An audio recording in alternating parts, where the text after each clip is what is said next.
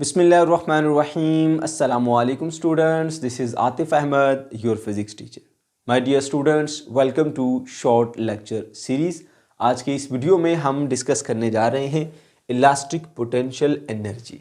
आज का हमारा टॉपिक एग्ज़ाम के पॉइंट ऑफ व्यू से बहुत ही इम्पोर्टेंट है, तो आपने इसे बहुत अच्छे तरीके से अंडरस्टैंड करना है। अब मैं आपको ये बता देता हूँ कि आज के इस वीडियो लेक्चर में आप क्या क्या सीखने वाले हैं। देखो बच्चों, वैसे तो हमारा मेन टॉपिक एक ही है, इलास्टिक पोटेंशियल एनर्जी, लेकिन इस टॉपिक को अच्छे से अंडरस्टैंड करने के लिए और इसकी डेरिवेशन को प्रॉपरली ड्राइव करने के लिए इससे एसोसिएटेड दो छोटे छोटे टॉपिक्स को भी हम यहाँ पर कवर करेंगे, ठीक है। जिसमें सबसे पहले हम बात करेंगे मॉडुलस ऑफ मेटेलिक वायर के बारे में, उसके बाद फिर हम बात करेंगे work from force extension graph के बारे में, ठीक है। फिर हम अपने मेन टॉपिक के ऊपर आएंगे जो कि है इलास्टिक पोटेंशियल एनर्जी, ठीक है। तो चलिए जी स्टार्ट करते हैं नंबर 1 पॉइंट से, जो कि है हमारे पास मॉडुलस ऑफ मेटेलिक वायर। प्यारे बच्चों, मॉडुलस ऑफ मेटेलिक वायर में ना सिंपली आपने एक मेटेलिक वायर का यंग्स मॉडुलस कैलकुलेट करना है। अब यंग्स मॉडुलस क्या होता है, आप सब जानते हैं। टेंसाइल स्ट्रेस और टेंसाइल स्ट्रेन के दरमियान कांस्टेंट रेशो को हम यंग्स मॉडुलस कहते हैं, ठीक है। तो एक वायर का यंग्स मॉडुलस हम कैसे कैलकुलेट करेंगे। हमने एक वायर लेनी है, ठीक है, उसके साथ हमने एक लोड अटैच कर देना है। इस तरह से वो लोड क्या करेगा, उस वायर के क्रॉस सेक्शन एरिया के ऊपर ना डाउनवर्ड एक फोर्स लगा यानी स्ट्रेस अप्लाई करेगा। उसके बदले में उस वायर के अंदर एक एक्सटेंशन प्रोड्यूस होगी, उसकी लंबाई में इजाफा होगा, ठीक है। अभी जो लंबाई में इजाफा होगा ना with respect to original length, इसको हम कहते हैं टेंसाइल स्ट्रेन। और हमने जो लोड अप्लाई करके उसके क्रॉस सेक्शन एरिया के ऊपर फोर्स लगाई, ये थी हमारे पास सिंपली स्ट्रेस, ठीक है। तो इन दोनों के दरम्यान में ना हमने रेशो मालूम करनी है और कुछ नहीं करना, ठीक है। अब ये छोटा सा एक एक्सपेरिमेंट करते हैं, उस एक्सपेरिमेंट के थ्रू हमने इस वायर का जो है वो यंग्स मॉडुलस कैलकुलेट करना है। चलिए देखते हैं। तो प्यारे बच्चों, आपने करना ऐसे है कि एक वायर लेनी है, उसका नाम रखेंगे वायर ए, और ये हमारी मेन वायर है, मेटेलिक वायर, जिस वायर का हमने यंग्स मॉडुलस कैलकुलेट करना है, ठीक है। अच्छा, आप उस वायर की आपने सबसे पहले उसको सस्पेंड कर देना है यहाँ से, और उसकी लेंथ कैलकुलेट कर लेनी है नंबर 1, एंड नंबर 2 पे आपने उसका जो क्रॉस सेक्शनल एरिया है ना, जैसे ये वायर है, इसका ये क्रॉस सेक्शनल एरिया है, वो आपने कैलकुलेट कर लेना है, ठीक है। वो कैलकुलेट करने के बाद तीसरा काम आपने ये करना है कि इसके साथ एक वर्नियर स्केल अटैच कर देना है। वर्नियर स्केल क्या होता है, आपने वर्नियर कैलिपर देखा ना, उसके ऊपर 2 स्केल होते हैं, एक मेन स्केल होता है, ठीक है, और एक होता है हमारे पास वर्नियर स्केल। तो आपने बच्चों ऐसा करना है, यहाँ पर वर्नियर स्केल को अटैच कर देना, जिसके ऊपर 10 नंबर ऑफ डिवीजन होती हैं, सही है। अच्छा जी, उसके साथ इस वायर के साथ छोटी सी हुक लगानी है, जिसके ऊपर आप जो है वो वेट वगैरह रख सकें। अच्छा, ऐसा करने के बाद फिर एक और वायर लें, जिसको हम रेफरेंस वायर कहते हैं, नाम है उसका वायर बी, ठीक है। और वो उसके साथ फिर आपने जो है वो एक मेन स्केल अटैच कर देना है। जैसे वह उस वर्नियर कैलिपर का मेन स्केल होता है ना, वो मेन स्केल आपने यहाँ पे अटैच कर देना है, और उसके साथ एक हुक लगा के छोटा सा एक लोड अटैच कर देना है, ताकि इस वायर के अंदर कुछ ना कुछ टेंशन बनी रहे, ये बिल्कुल सीधी रहे इस तरह से, ठीक है। अच्छा, तो इस तरह का सेटअप आपने बना लेना है। अब ये वाला सेटअप हमने क्यों बनाया, क्योंकि वायर के अंदर हमने यहाँ पे लगाना है वेट, और वेट से होगी उसके अंदर एक्सटेंशन, और ये एक्सटेंशन बहुत कम होती है। अब उसको वैसे आप मेजर नहीं कर सकते, तो वो थोड़ी सी जो एक्सटेंशन आएगी उसको मेजर करने के लिए हमें जो है वो वर्नियर कैलिपर जैसा सेटअप चाहिए, ठीक है। तो बिल्कुल वैसा सेटअप बना लिया हमने, इधर लगा दिया हमने एक मेन स्केल, इधर लगा दिया वर्नियर स्केल, ठीक है। अच्छा, अब आपने करना क्या, मैं आपको डिटेल में ये चीज़ बता देता हूँ। देखो भाई, शुरू में जैसे आप वर्नियर कैलिपर को चेक करते हो मेजरमेंट से पहले कि उसका 0 ऑफ द मेन स्केल और 0 ऑफ द वर्नियर स्केल ऐसे कंसेप्ट करने चाहिए, ठीक है। तो ये भी बिल्कुल आपने ऐसे ही करना है कि जब अभी लोड अटैच नहीं किया तो इसका 0 और इसका 0 दोनों ऐसे कंसेप्ट करेंगे, ठीक है। फिर आप क्या करेंगे जी, यहाँ पे लोड को अप्लाई करना शुरू कर देंगे। जैसे आप लोड को अप्लाई करेंगे इसके ऊपर, तो ये इसमें कुछ ना कुछ एक्सटेंशन आ जाएगी, थोड़ा सा ये से नीचे आ जाएगा। तो ये वर्नियर स्केल की 0 जो है ना, मेन स्केल की 0 को क्रॉस करते हुए अब ये नीचे आएगी ऐसे, ठीक है। तो यहाँ पर बिल्कुल जैसे आप वर्नियर कैलिपर से मेजरमेंट लेते हैं ना, उसी तरह से आपने यहाँ पे मेजरमेंट लेनी है। सबसे पहले आपने मेन स्केल रीडिंग नोट करनी है कि यहाँ पर जो है ना कितनी जो लाइन्स है वो कम्प्लीटली क्रॉस हो चुकी हैं, ठीक है, वो आपकी मेन स्केल रीडिंग होगी।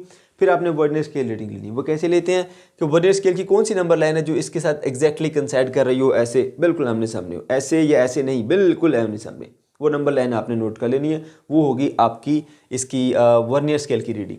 करना क्या होता है, वर्नियर स्केल की रीडिंग को लीस्ट काउंट से मल्टीप्लाई करके मेन स्केल की रीडिंग में आप ऐड कर देते हैं, तो आपको वो बेसिकली जो एक्सटेंशन इस वायर के अंदर आई वो एक्सटेंशन मिल जाएगी। ऐसा हम इसलिए करते हैं ताकि हम मेजरमेंट को प्रिसाइजली कैलकुलेट कर सकें, ठीक है बच्चों।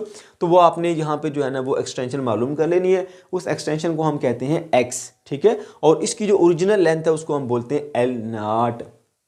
इसका क्रॉस सेक्शन एरिया है कैपिटल A, ठीक है। और इस पर जो फोर्स अप्लाई की वो बेसिकली वेट की फोर्स है W, ठीक है।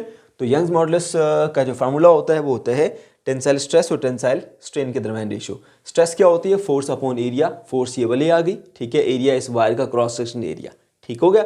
और एक्स जो है वो इस वायर के अंदर जो एक्सटेंशन प्रोड्यूस हुई है, और जो यहाँ पर एल नॉट है वो उसकी ओरिजिनल लेंथ थी, ठीक है। तो इस तरह ये तमाम चीज़ें पुट करने के बाद आपको यंग्स मॉडुलस की वैल्यू मिल जाएगी, ठीक है। इस वैल्यू को हमने यहाँ पर इस्तेमाल किया भाई, आप देख सकते हैं, इसीलिए मैंने पहले इसको कवर कर लिया।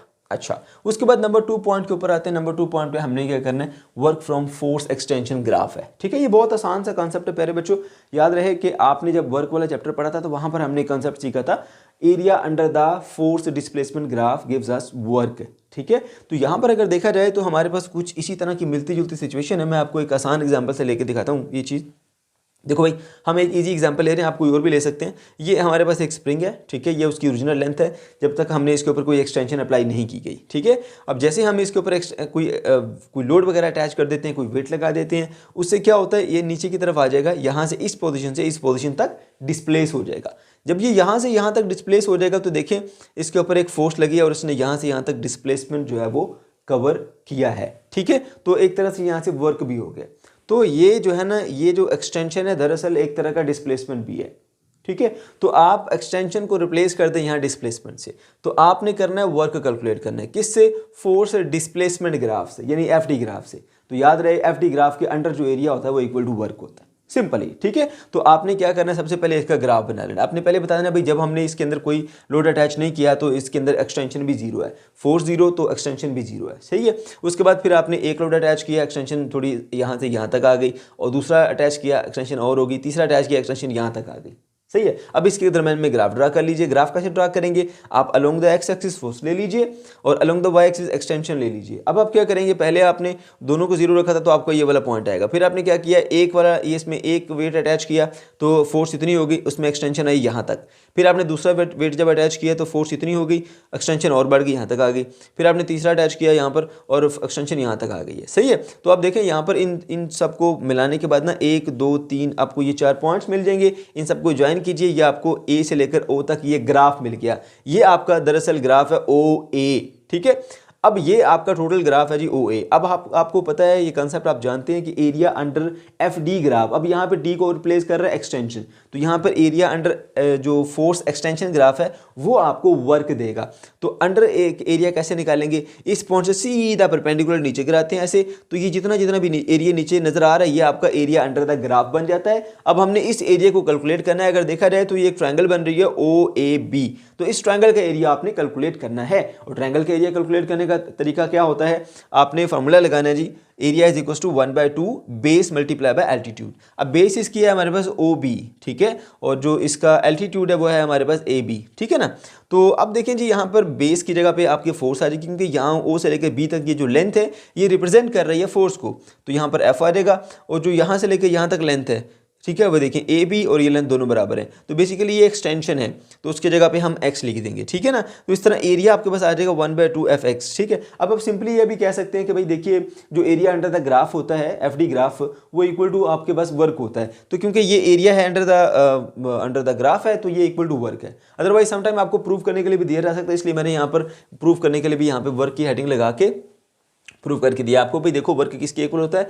Force into displacement. अगर फोर्स चेंज हो रही हो तो एवरेज फोर्स इनटू डिस्प्लेसमेंट लिया रहता है। अब यहाँ पर फोर्स इनिशियली जीरो थी, फिर करते करते फोर्स आपके पास एफ हो गई। आप एवरेज फोर्स ले लीजिए, 0 + f डिवाइडेड बाय 2 कर लीजिए उसको, ठीक है। तो ये एवरेज फोर्स आ गई, साथ में एक्स डिस्प्लेसमेंट, तो ये बन जाएगा 1/2 f इंटू एक्स। वही चीज़ आपको मिल गई जो कि यहाँ पर थी।